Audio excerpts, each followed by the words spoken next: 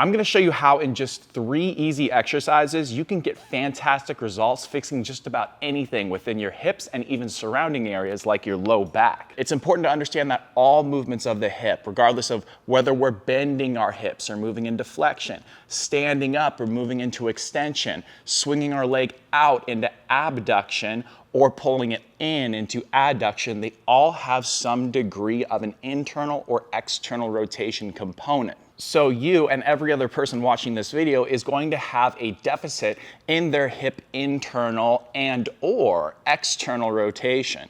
But how does this get limited in the first place? So first we need to assess for what our limitations are. We're going to be assessing our hip internal and external rotation space. So we're going to do that in a seated position like this.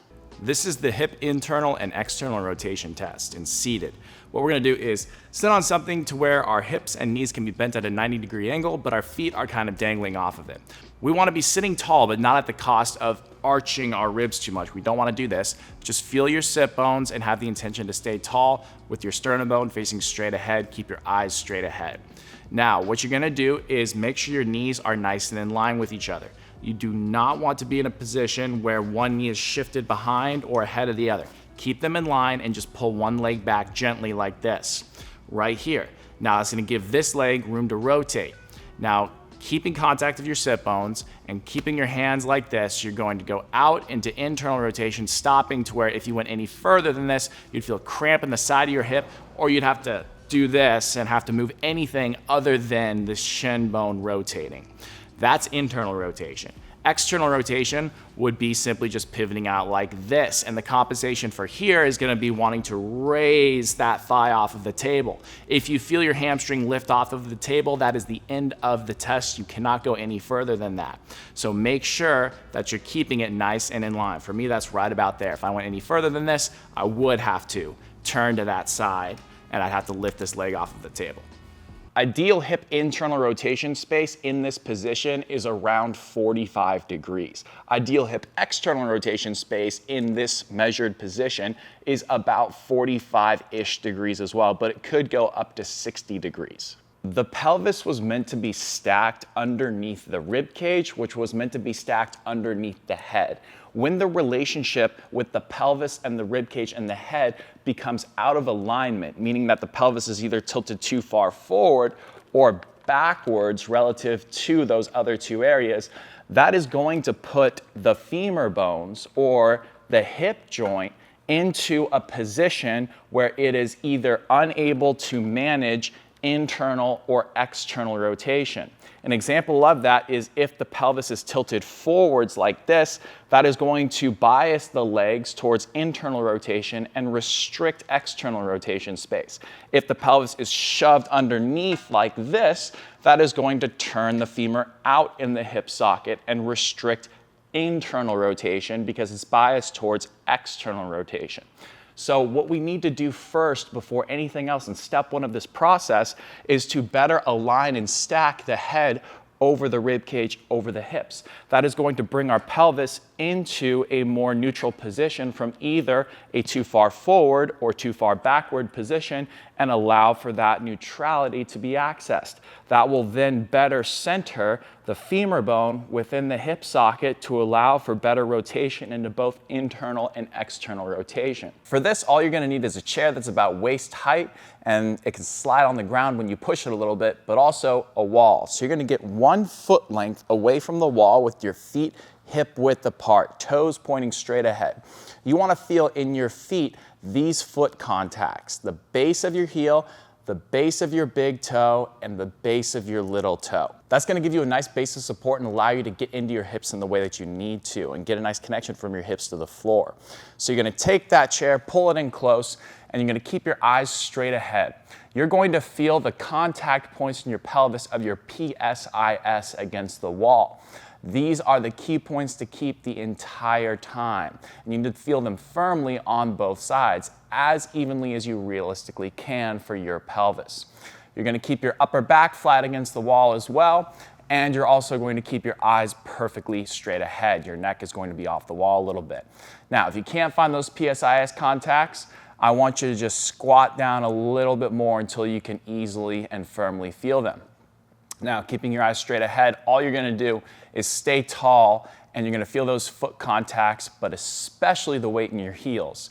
And you're going to slightly push that chair away as you exhale. So it's gonna look like this. What this is gonna do is separate your shoulder blades away from your spine. This is called protraction of the shoulders. You do not want to slouch as you do it. That is bad. So just slightly reach and separate your shoulder blades away from your spine a little bit. Get a nice reach. Feel those contact points on the wall. And then you're going to breathe in through your nose, out through your mouth, feeling yourself sink into those PSIS contacts on the wall. Again, without like crunching or slouching, and you're gonna sit here and just maintain this for sets of about 5 to 10 breaths. If you have it, I recommend you take a ball or a foam roller and put it in between the mid portion of your thighs to keep everything aligned.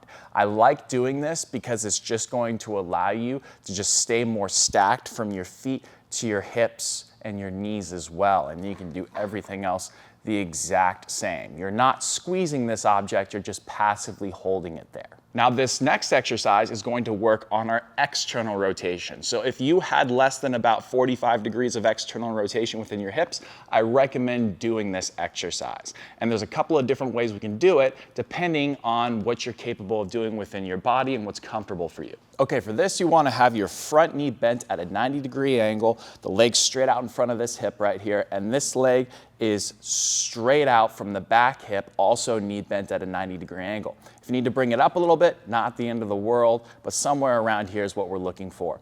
You're going to keep your torso perfectly straight ahead, and then you're going to stagger your hands like this. So that way this one is a little bit more ahead than this one right here, but both hands can remain flat on the ground at all times. Now, you're going to slightly incline your torso forward, just a little bit. You don't want to go too deep and depress your chest, just a couple inches of a lean so you can get heavy on your hands. And then what you're going to do is press evenly with the outside of your knee down through your outside shin to your outside ankle, and you're going to slightly lift yourself off of the ground. This is going to engage your glute on this front hip leg right here.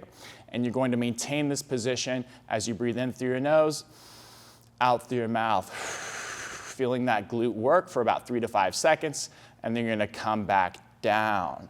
And then you're gonna lift off again, feeling that glute contract. And you're gonna do this 5 to 10 times. If that was too challenging, what you could do is grab yourself an incline bench and adjust it to something that's comfortable. Like this is a good starting point right here.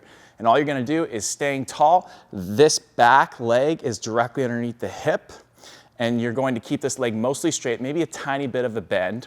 You're going to lean forward just a couple of inches, not much at all, keeping your spine nice and neutral. And then you're going to push through that outside edge right here of the shin, knee, and ankle, just like that. And you're gonna kind of shift away from that side a little bit, but keep your zipper perfectly straight ahead. You don't wanna be turning away from it too much. So here, and then a little push right here, and you're gonna hold this for 3 to 5 seconds, feeling that glute and outside hip work, that gluteus medius on that side, and you're gonna lean back and come out of it.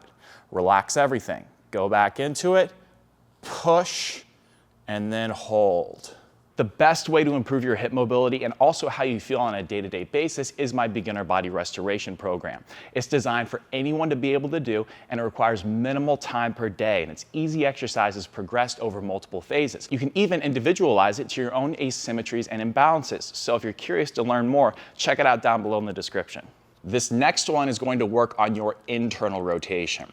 So what we're gonna do here is, because many people have quite limited internal rotation of their hips, is we're going to start you in a position where your femurs are biased towards external rotation, and you're going to produce some internal rotation force. And again, you can modify this depending on how much space you have available.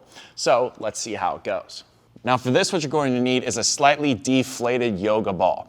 There's some other things I'll show you in a second that you can use if you have better internal rotation, but the worse your internal rotation is, the more of a wide object that you want. So what you're gonna do is slide this deep within your groin, as basically deep as it goes. And now your knees are gonna be pointing out to the side a little bit. But you want your knees, if there was nothing in between them, pointing up to the ceiling. That's how far back your knees are going to be. So right about here, outside, and you can keep your arms over the ball to keep it in place. And all you're gonna do now is bring your feet closer together, as close as you can realistically get them without creating tension in your body. And you're just gonna gently squeeze that ball. And it shouldn't be anything crazy, maybe just about a 3 to 4 out of 10 at first, and you're gonna feel your inner thigh muscles start to work. Now your back needs to remain flat on the floor. If you feel like you're arching too much, that's not good. It should be completely relaxed and flat. You're just gonna sit here and breathe in through your nose, out through your mouth. As you get better at this, you can start to ramp up the intensity up to about a 5 or 6 of a squeeze, but it should not ever be more than that. If you're pressing way too hard, you're gonna engage stuff you don't want. You're gonna feel your low back activate, and that is absolutely not what we want here. So just hold this for about 5 to 10 breath cycles, and make sure that your chin is pointing nice and straight at the ceiling, so that way your neck is neutral as well. Now, if you have better hip internal rotation, about 20 degrees or so, then what you can do is you can use something a little bit more narrow, like this. And this will bring your legs closer together and challenge that internal rotation space more. I'd recommend everyone start with the stacking exercise on the wall, doing that for about 2 sets of 5 to 10 slow breath cycles, and then go into the other 2. If you're limited in external rotation, I recommend you start with that first, moving on to the internal rotation one. But if you're only limited in internal rotation, just immediately go to that one. And again, I would recommend 2 to 3 sets of about 5 to 10 slow breath cycles for each of those exercises. Thank you guys for watching. If you enjoyed this, please like and subscribe, and I will see you in the next one.